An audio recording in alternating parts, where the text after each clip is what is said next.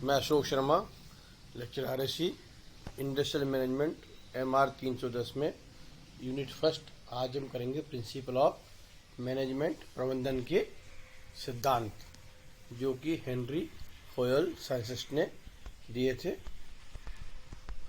सबसे पहला सिद्धांत है कार्य का विभाजन, डिवीजन ऑफ वर्क। कार्य विभाजन का सिद्धांत वास्तव में विशिष्टीकरण का सिद्धांत है, स्पेशलाइजेशन। हेनरी फोयल के अनुसार इसे प्रबंधकीय तथा तकनीकी सभी तरह के कार्यों में लागू किया जाना चाहिए। इस सिद्धांत द्वारा संगठन ने उच्च स्तरीय कार्यकुशलता को प्राप्त किया जा सकता है।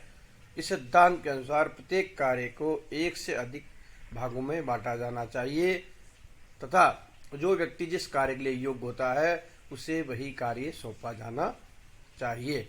उससे श्रमिकों की कार्यक्षमता में वृद्धि होती है तथा संस्था को विशिष्टीकरण के लाभ प्राप्त होते हैं। इसीलिए हेनरी फोयल ने कहा कि इस सिद्धांत का उद्देश्य अधिक अच्छे और विशद परिणाम प्राप्त करना है। तो डिवीजन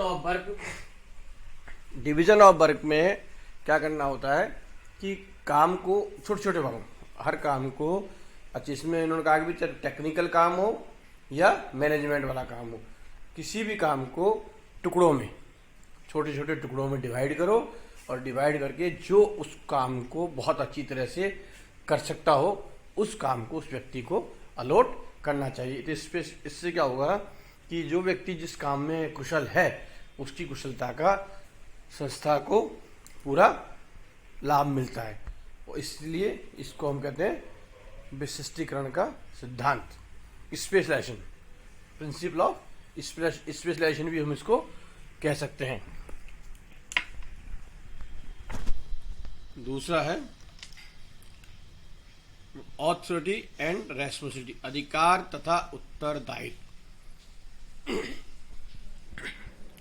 फोयल का कहना है कि अधिकार का प्रभाव उत्तरदायित्व से होता है। जो प्रबंधन दूसरों पर अधिकारों का प्रयोग करते हैं उन्हें अपने निर्णय और परिणामों के उत्तरदायित्वों को भी वहन करना चाहिए। वे अधिकार को उत्तरदायित्व से प्रेरित और इसका परिणाम मानते हैं। अधिकार सत्ता, आधिकारिक तथा व्यक्तिगत दोनों प्रकार के होते हैं। अधिकार संगठन में प्रबंधन की परिस्थितियों से उत्पन्न होती है तथा व्यक्तिगत अधिकार बुद्धि, अनुभव, नैतिकता तथा विगत सेवाओं के संयोजन से उत्पन्न होते हैं। तो इसमें अधिकार और उत्तरदायित्व, इसका सामंजस्य होना चाहिए। जब हम किसी को कुछ जिम्मेदारी देते हैं तो जिम्मेदारी के साथ में यदि हमने उसके कुछ अधिकार नहीं दिए, किसी मैनेजर को आपने काम करने के लिए तो काफ़ी जिम्मेदारी दे दी हमने ऑर्गेनाइजेशन के अंदर, लेकिन उसकी रेस्पॉन्सिबिलिटी, उसको वित्तीय मैनेजर है और उसको आपने वित्तीय मैनेजर बना दिया, लेकिन उसको 100 रुपये का भी आपने पावर नहीं दे रखी, तो क्या होगा, उसका वो जिम्मेदारी का निर्वहन सही ढंग से, प्रभावी ढंग से नहीं हो पाएगा। और आपने किसी को जो ज़्यादा ऑथोरिटी दे दी, जिम्मेदारी नहीं है, तब भी काम का सामंजस्य सही नहीं बैठता है।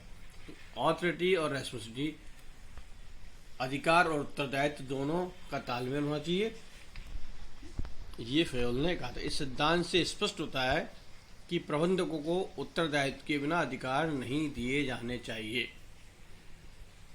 यदि आपके प्रबंधकों को उत्तरदायित्व, जब तक रेस्पॉन्सिबिलिटी उनको नहीं है, बिना उसके जब तक आपके काम की कोई जिम्मेदारी नहीं है तो ऑथोरिटी का कोई मतलब नहीं है। जिनके पास दायित्व है उन्हें उसके अनुरूप अधिकार भी दिए जाने चाहिए ताकि वे अपेक्षित कार्य कर सकें तथा दूसरों से काम ले सके। इस प्रकार अधिकार और उत्तरदायित्व में समानता होनी चाहिए। जैसे एडमिनिस्ट्रेटर है, फाइनेंशियल वो पर्सनल मैनेजर है, अब उसको यदि कर्मचारियों की भर्ती का और निकालने का वो अधिकार नहीं हो तो वो प्रभावी रूप से अपना कार्य नहीं कर, उसका सुनेगा कौन? कोई नहीं सुनेगा उसकी बात को। तो अधिकार आपको जिम्मेदारी के साथ में बहुत ज़रूरी है, और दोनों में तालमेल होना चाहिए। अधिक अधिकार दिए जाने पर प्रबंधक उनका दुरुपयोग कर सकता है, और कम होने पर कार्रवाई नहीं। सबसे इम्पोर्टेंट जो चीज़ है वो है कि उत्तरदायित्व में और दोनों में वो होना चाहिए, तालमेल होना चाहिए। और ना तो जिम्मेदारी आप ज़्यादा दे सकते और ना कम। यदि आपने कम दी तो कार्रवाई नहीं कर पाएंगे, और अधिक दे दी तो उसका दुरुपयोग किया जा सकता है।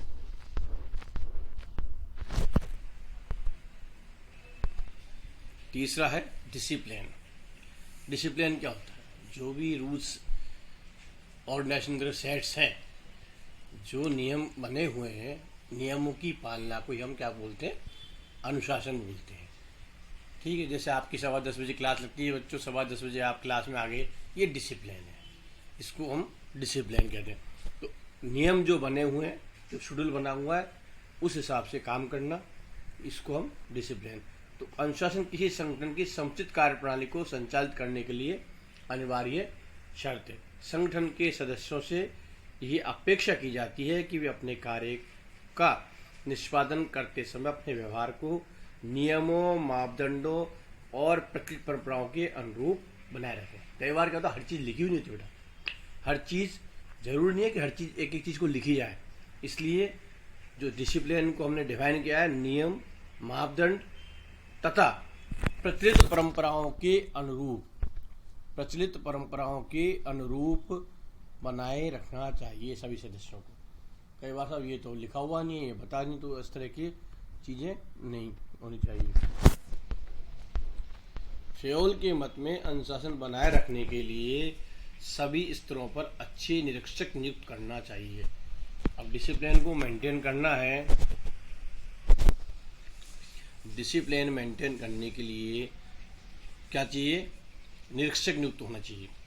कर्मचारियों के लिए सम्मान नियमों व समझौता का होना चाहिए। कई बार डिस्प्यूट होता है, कर्मचारी यूनियन कुछ बात करती है, मैनेजमेंट कुछ करती है, तो बैठ के एक सामंजस्य वाली चीज़, सम्मान नियम बना लेने चाहिए। ठीक है, तभी तो नियमों की पालना होगी। जब नियमों में ही कंट्रोवर्सी है, नहीं जब ये नियम ठीक नहीं है, तो उसका बैठ के उसका सम्मान हल होना चाहिए। दंड के लिए उचित व्यवस्था होनी चाहिए। भाई नियमों के पालन करने के लिए 3 स्तर की बात हेनरी फ्योल ने बताई। पहली, आपको नियमों को कोई चेक करने वाला चाहिए, फॉलो करने वाला चाहिए, नियमों की पालना हो रही है या नहीं हो रही है। दूसरा, कई बार कुछ नियमों के लिए कंट्रोवर्शियल, जिसको हम कहते हैं विवादित नियम, यदि कोई विवादित नियम है जिससे कि श्रमिक या मैनेजमेंट उससे सहमत नहीं है, तो उस कंट्रोवर्सी को दूर करना चाहिए, और सर्वमान्य नियम जो सभी के लिए, सब जिसको एक्सेप्ट करें, वो नियम बनाने चाहिए।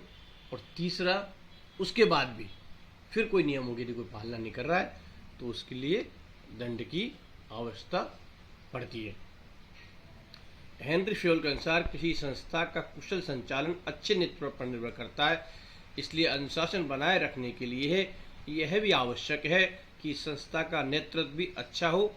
अनुशासन वही है जो नेता कायम करते हैं। जैसा हमने कहा कि यदि ऊपर का अधिकारी जिसकी जिम्मेदारी है वो खुद डिसिप्लिन में रहेगा, वो अनुशासन में रहेगा, तो नीचे का स्टाफ जो है अपने आप ही डिसिप्लिन में रहता है। इसलिए हेनरी फ्योल ने कहा है कि अनुशासन बनाए रखने के लिए संस्था का नेतृत्व, जो संस्था को लीड कर रहा है, जो संस्था का मैनेजर है, ठीक है ना, उसमें अनुशासन का होना बहुत अति आवश्यक है। चौथा है यूनिटी ऑफ कमांड, आदेश की एकता। बहुत ही अच्छा सिद्धांत है unity of command. Objective question में आता है यूनिटी ऑफ कमांड से क्या समझते हैं आप? इस सिद्धांत के अनुसार प्रत्येक कर्मचारी को एक ही अधिकारी से उसका निर्देशन मिलना चाहिए, क्योंकि कोई भी व्यक्ति एक ही समय में एक से अधिक अधिकारियों के आदेशों व निर्देशों का पालन कर सकता है। एक व्यक्ति का एक बॉस, यूनिटी ऑफ कमांड को सिंपल तरीके से हम क्या समझे, एक व्यक्ति का एक बॉस। बॉस तो वैसे इसमें पूरी चैन होती है, तो हायर वाला भी, लेकिन उसको जो रिपोर्ट करनी है, एक व्यक्ति को रिपोर्ट जिसको करनी है वो एक को करनी होगी। उसको 3-3 आदमी एक साथ एट द टाइम इंस्ट्रक्शन जारी करेंगे, निर्देश देंगे, तो उसमें क्या हो सकता है, बहाना बना सकता है वो, तो मेरे साहब उसने कहा इसलिए उसको काम कर रहा हूँ। आपके 2 बॉस हैं, एक ने काम बता दिया, दूसरे ने भी काम बता दिया, क्या होगा, हो सकता है वो दोनों ही काम नहीं कर रहा, साहब मैं तो उनका काम कर रहा हूँ, उनका काम कर रहा हूँ, तो इससे कार्य करने में कठिनाई होती है। इसलिए हेनरी फरोल ने कहा आदेश की एकता, यूनिटी ऑफ कमांड, एक व्यक्ति को एक आदमी निर्देश देना चाहिए। अनेक अधिकारों से आदेश मिलने पर कर्मचारी निर्णय नहीं कर पाएगा कि किसके आदेश का पालन किया जाए और किसके आदेश का नहीं। वह कर्मचारी भ्रमित हो जाता है और अपने दायित्व से विमुख भी हो जाता है। इसलिए हेनरी फरोल की आदेश की एकता को एक महत्वपूर्ण सिद्धांत मानते हैं। ये बहुत इम्पोर्टेंट है।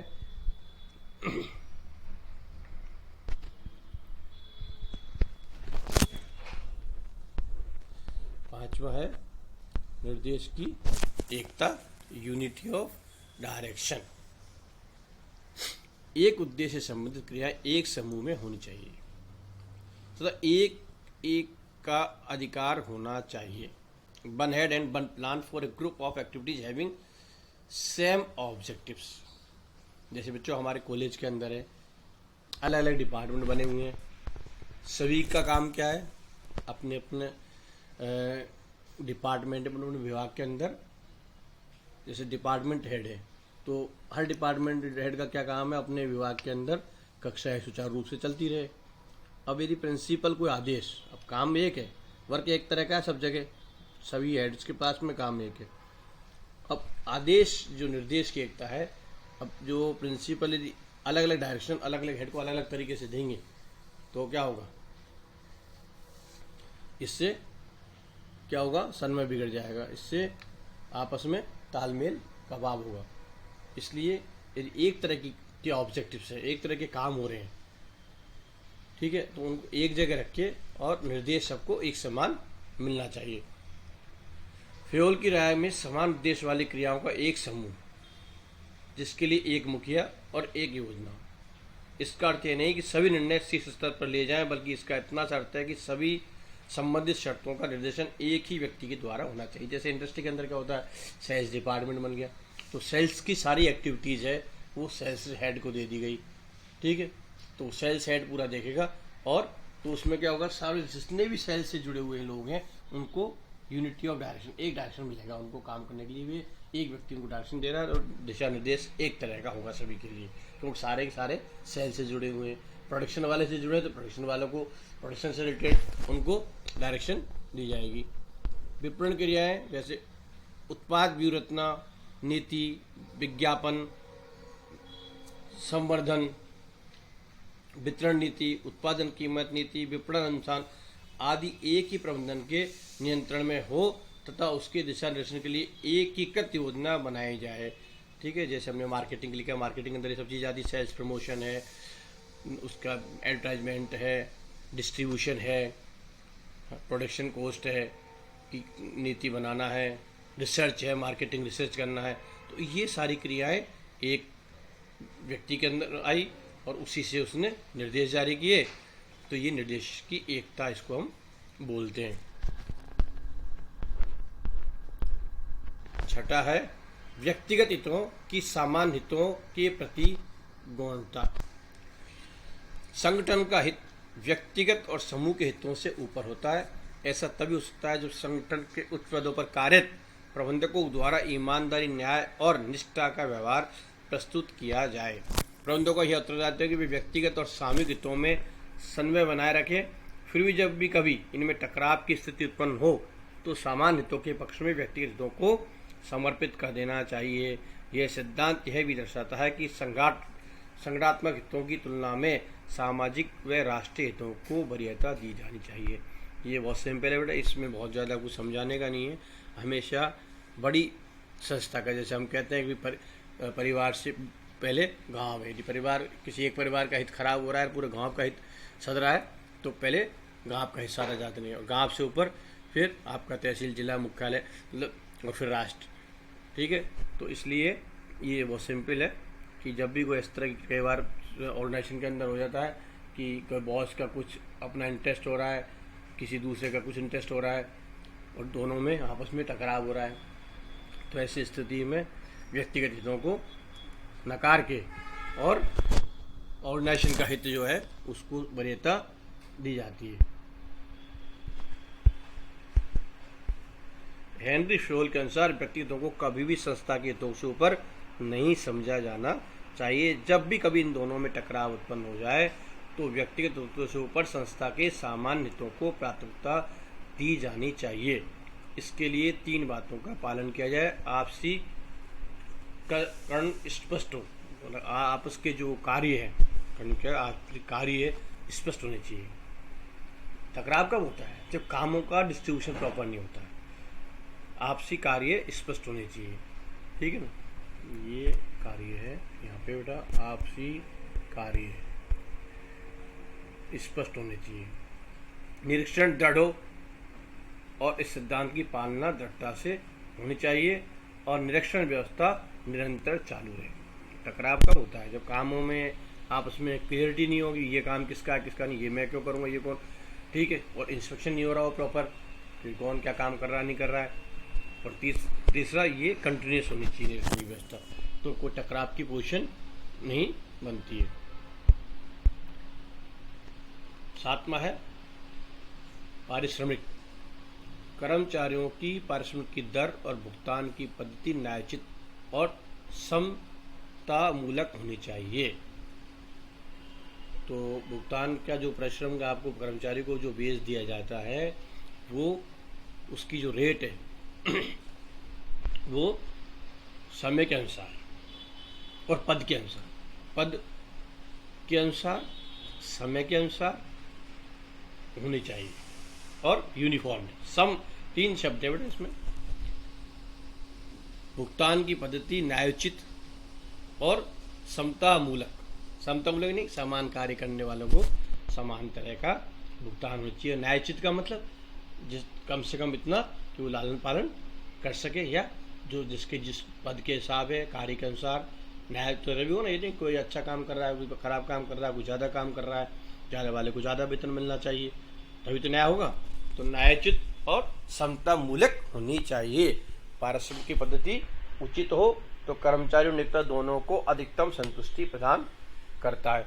फ्योल ने अधिकारियों को प्रेरित करने के लिए अवित्तीय प्रेरणाओं को अपनाने पर बल दिया है। फ्योल ने यह कहा कि इनको मोटिवेट करने के लिए, कर्मचारियों को यदि मोटिवेट करना है तो अवित्तीय प्रोत्साहन, नॉन फाइनेंशियल इंसेंटिव्स, प्रमोशन दे दिया, किसी की प्रशंसा कर दी, इस तरह के, किसी को आपने मेडिकल की इंश्योरेंस की वो दे दिया, आपने रहने के दे दिया, इस तरह की जो है अवित्तीय, जिसमें सीधा सीधा पैसे का इन्वॉल्वमेंट नहीं होता है, ठीक है, अवार्ड दे दिया, तो ये सब अवित्तीय प्रोत्साहन की योजना प्रणाली है। इसको जो है उस पर अपनाने पर जोड़ दिया। सेंट्रलाइजेशन। 8वां है केंद्रीकरण। यह सिद्धांत अधिकारिता के केंद्रीकरण से संबंधित है कि संगठन में किस सीमा तक सत्ता का केंद्रीकरण हो और कब उसे विकेंद्रित किया जाए। फ्योल के मत में सत्ता का केंद्रीकरण और विकेंद्रीकरण प्रबंधकों के व्यक्तिगत गुणों, अध्यक्षों की योग्यता और व्यवसाय की दशा पर निर्भर करता है। पावर सेंटर पावर क्या है? पावर ऑफ सेंटर कहाँ पे देना है? तो ये फ्योल ने कहा भाई ये डिपेंड करता है व्यक्तिगत गुणों पे आदमी की, ठीक है, और अध्यक्ष की योग्यता पर और व्यवसाय, 3 चीज़ों पर डिपेंड करता है। किस तरह का व्यवसाय, कितने अधिकार कहाँ दिए जा सकते हैं।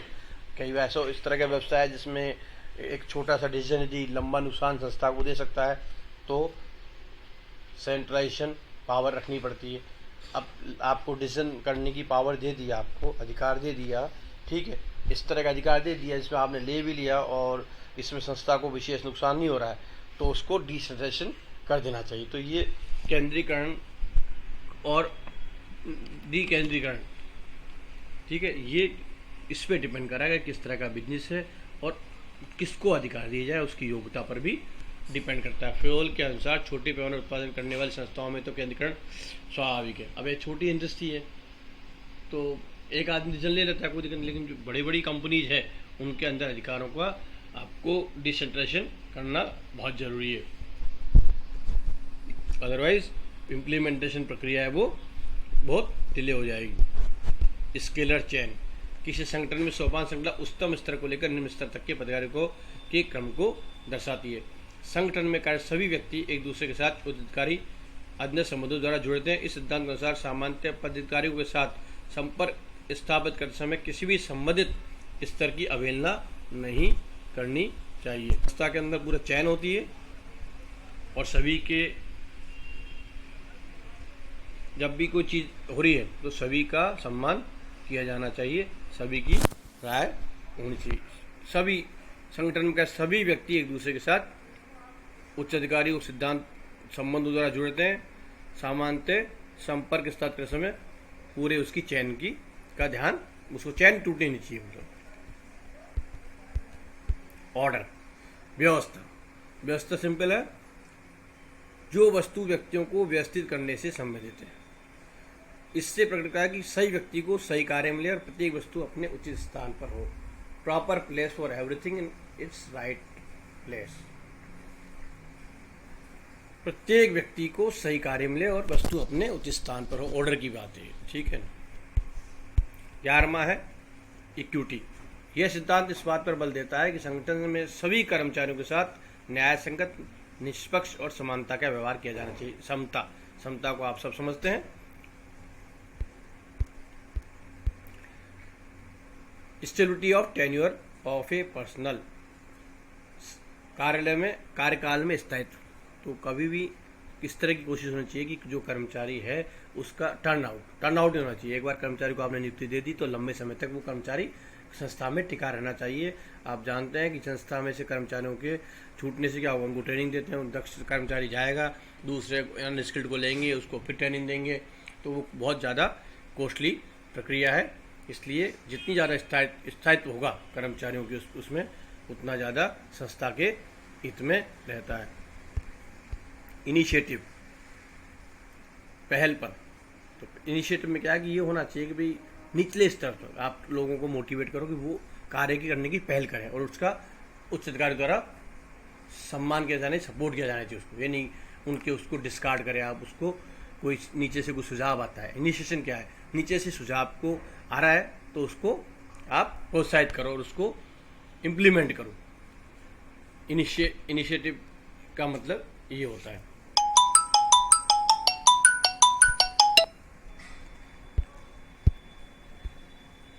चौदहवें नंबर का सहयोग की भावना।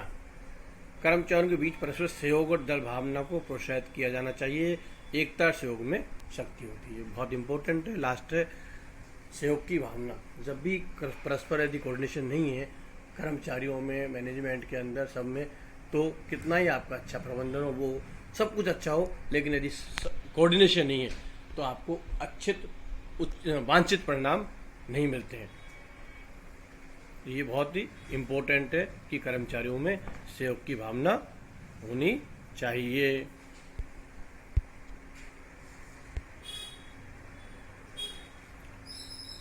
कई बार जो है सहयोग की भावना में जो दिक्कत करते हैं, फूट डालो राजनीति करो, लिखित संप्रेषण में दुरुपयोग, संगठन के शत्रुओं को बांटना अलग है और अपने ही कल्चर फूट डालना अलग बात है। इस तरह अत्यधिक लिखित संचार भी टोली भावना के प्रतिकूल होता है। लिखित संचार सदैव मौखिक संचार का पूरक होना चाहिए। कई बार जो इस तरह के ऑर्डर आए थे ना, जिससे कि कर्मचारियों में फूट डालने का काम हो जाता है, तो ये मोटी चीज़ ये है कि परस्पर कोऑर्डिनेशन बहुत आवश्यक है। तो ये हेनरी फॉयल के हमने आज 14 प्रिंसिपल किए। हेनरी फॉयल ने लास्ट में हालांकि कहा कि भाई ये मैनेजमेंट, जैसा हमने पहले बताया आपको, मैनेजमेंट आर्ट भी है और साइंस भी है, तो कला है, आर्ट की कभी कोई सीमा नहीं होती है।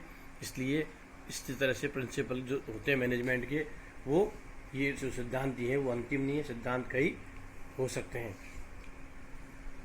और परिस्थिति के अनुसार बदले जा सकते हैं। क्योंकि जब भी आर्ट की बात होगी, मानव के स्वभाव की बात होगी, मानव को कंट्रोल करने की बात होगी, तो समय अनुसार समय परिस्थिति उसमें बहुत महत्वपूर्ण है। तो ये आज हमने किए हेनरी फरोल द्वारा प्रतिपादित प्रबंधन के 14 सिद्धांत। Okay, thank you.